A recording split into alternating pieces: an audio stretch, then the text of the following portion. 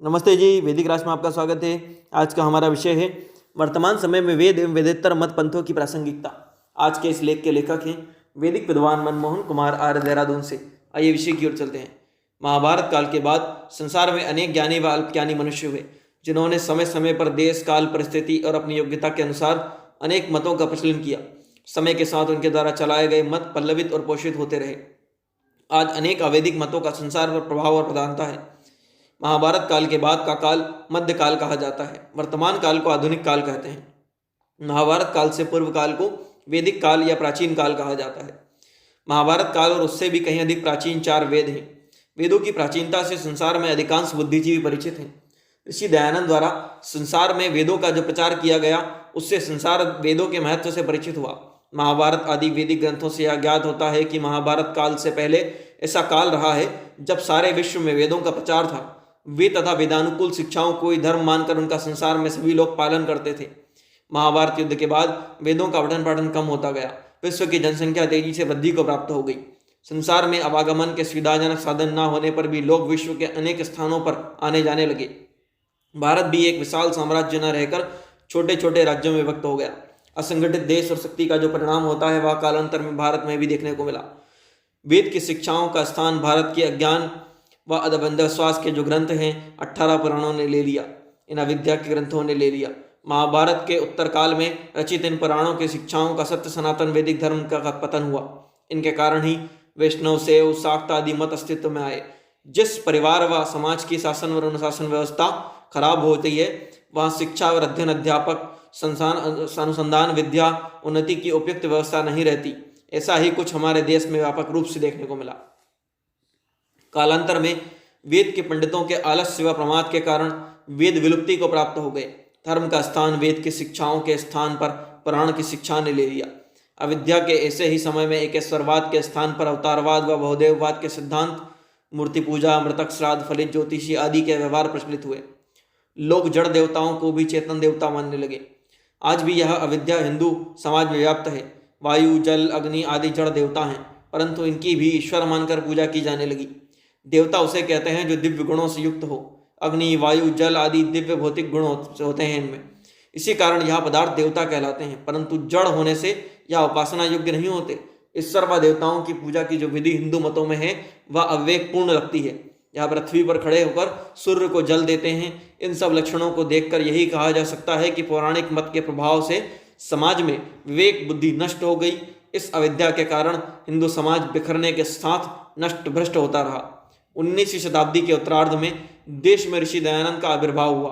वह सत्य व सच्चे ईश्वर की खोज सहित आत्मा के सत्य स्वरूप को जानने के लिए अपने घर को छोड़कर निकले थे। इसके बाद वह अनेक योगियों व ज्ञानियों के संपर्क में आए, एक अच्छे योगी और ज्ञानी बने। वह विभिन्न ग्रंथों के आवागमन, अध्ययन और योग दर्शन के अनुसार योगाभ्यास से ईश्वर का साक्षात्कार करके भी संतुष्ट नहीं हुए। सन 1857 में देश में राजनीतिक उथल पुथल हो रही थी। तब भी स्वामी दयानंद एक उच्च कोटि के विद्या गुरु की खोज में लगे रहे। उन्होंने अपने एक गुरु से मथुरा प्रज्ञाचक्षु स्वामी दंडी ब्रजानंद सरस्वती का पता मिला। स्वामी दयानंद के उनके पास पहुंच गए। 3 वर्ष तक उनके सानिध्य में रहकर अध्ययन करते रहे। वेद वेदांगों का ज्ञान प्राप्त करते रहे। सत्य और असत्य ग्रंथों की कसौटी में अपने गुरु से प्राप्त करते रहे। उन्होंने जाना कि जिन धर्म ग्रंथों की ऋषियों की आलोचना और निंदा जिन धर्म ग्रंथों में है, वह अनार्स कोटि के हैं। उन ग्रंथों का त्याग कर देना चाहिए। जिन ग्रंथों में प्राचीन ऋषियों की प्रशंसा, उनके ज्ञान और विचारों की चर्चा है, उनका तर्क और बुद्धि विवेक से करना चाहिए। अध्ययन ऋषि व आप्त पुरुषों के सदग्रंथों की परीक्षा करके उनके वेदानुकूल तर्क और युक्तियों से अनुकूल होने पर ही उन्हें स्वीकार करना उचित होता है।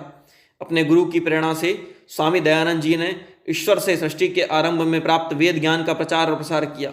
उन्होंने वेद विरुद्ध सभी मतों की आलोचना की, समीक्षा कर वेद की शिक्षाओं को आगे सबके लिए ग्रह और मत मतांतरों की शिक्षाओं को हानिकारक, अनुपयोगी, मनुष्य की सांसारिक और पारलौकिक उन्नति में बाधक बताया। उन्होंने अपने ग्रंथ सत्यार्थ प्रकाश में इसके पक्ष में प्रचुर तर्क और प्रमाण दिए। इसका परिणाम हुआ कि सभी मतों में हलचल हुई। सभी ऋषि दयानंद जी के विरोधी व शत्रु बन गए। सत्य को ग्रहण व असत्य को छोड़ने का साहस अपवाद स्वरूप ही किसी में होता है। स्वामी जी द्वारा वेदों का प्रकाश करने पर भी देशवासी अपने अपने हित अहित को ध्यान में रखकर अपने मत में ही बने रहे। उन्होंने सत्य मत के ग्रंथ वेदों को स्वीकार नहीं किया। आज भी यही स्थिति है। ऋषि दयानंद ने आर्य समाज की स्थापना कर उसको 10 स्वर्णिम दिए, जिनमें से चौथा नियम है 10 स्वर्णिम नियम दिए कि सत्य के ग्रहण करने और असत्य को छोड़ने में सर्वथा उद्यत रहना चाहिए। आज यदि सभी मतों पर दृष्टि डाली जाए तो सत्य मान्यताओं से युक्त धर्म और मत की इच्छा करने, उसे स्वीकार करने वाले ढूंढने पर भी नहीं मिलते। जिस मनुष्य का जहाँ हित सिद्ध होता है, जहाँ प्रलोभन हो, अतिशोक्तिपूर्ण बातें हों, वहीं सब वेद विद्याहीन लोग जाते हुए दिखते हैं। वर्षों की गुलामी और अविद्या के संस्कारों के कारण मनुष्यों की बुद्धि ऐसी जड़ हो गई है कि वह अपनी बुद्धि से सत्य और असत्य का निर्णय नहीं कर पाते।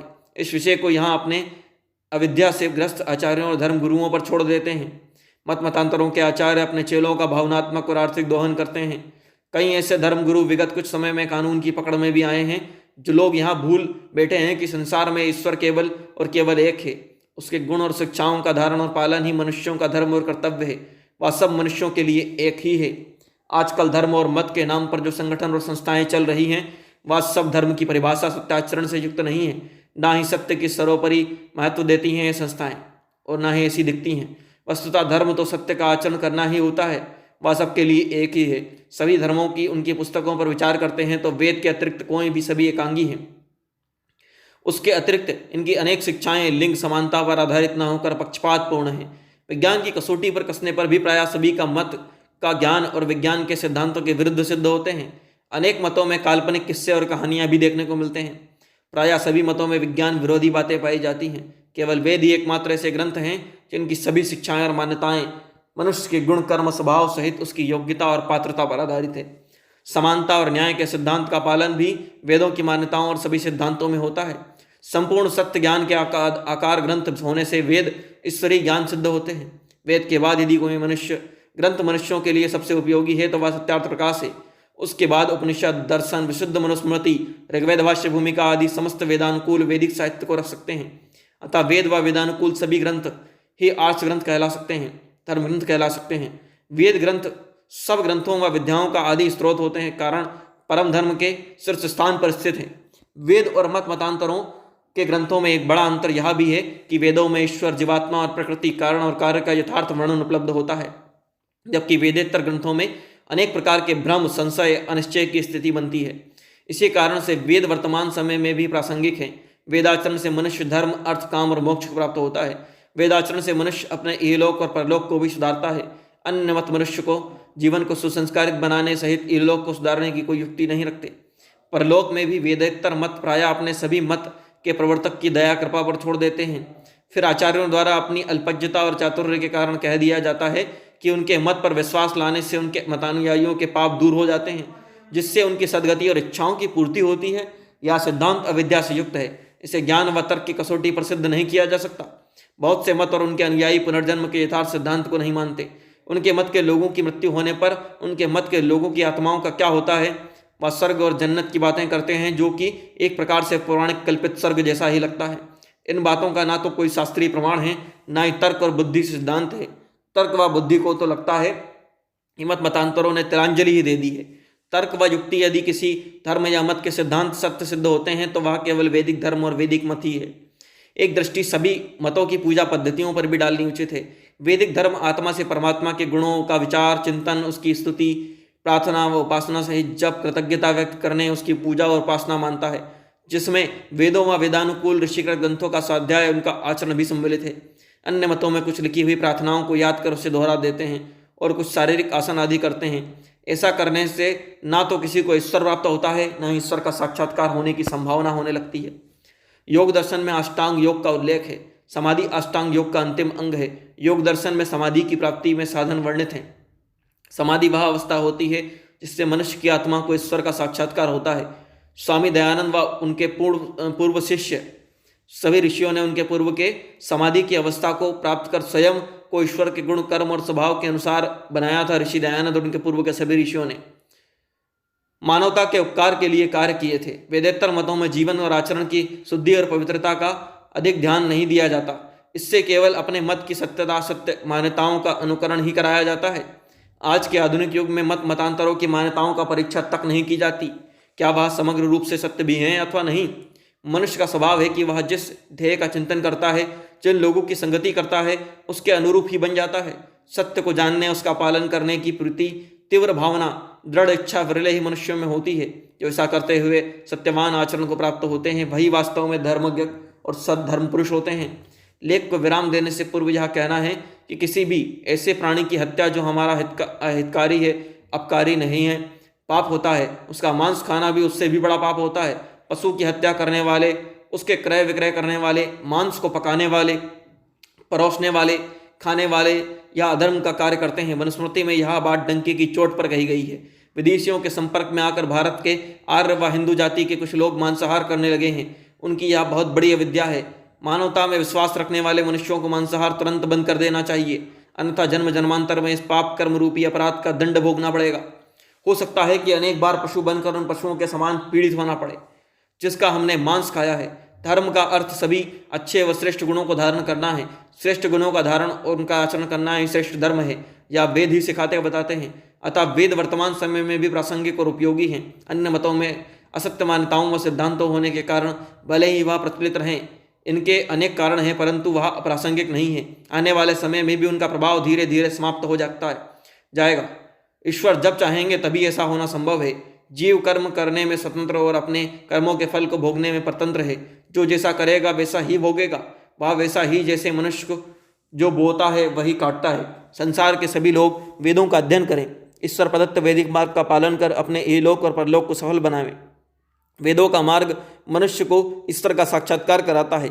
अन्य मार्ग उसे आत्मा की मुक्ति मोक्ष के स्थान पर बंधनों से फंसाकर जन्म और मरण के दुखों में फंसाते हैं। वैदिक धर्म के समग्र रूप के पालन करने से ही मनुष्य को धर्म, अर्थ, काम और मोक्ष की प्राप्ति होती है। यह वेद के ऋषियों का सत्य सिद्धांत है। ओम। प्रस्तुत लेख के लेखक हैं वैदिक विद्वान मनमोहन कुमार आर्य, देहरादून से। इस तरह के अन्य वैदिक लेखों के लिए, प्रेरणादायक कहानियों के लिए, महापुरुषों के जीवन परिचय के लिए, वैदिक भजनों के लिए वैदिक राष्ट्र यूट्यूब चैनल को लाइक करें, शेयर करें, सब्सक्राइब करें, बेल आइकॉन की घंटी को दबा दें ताकि जब भी कोई नया वीडियो आए उसकी अपडेट सबसे पहले आप तक पहुंचे। धन्यवाद। अपने कीमती सुझाव कमेंट करना ना भूलें। हमारे डिस्क्रिप्शन बॉक्स से भी आप हमारे अन्य वीडियोस की प्लेलिस्ट देख सकते हैं, उनका भी लाभ ले सकते हैं। धन्यवाद।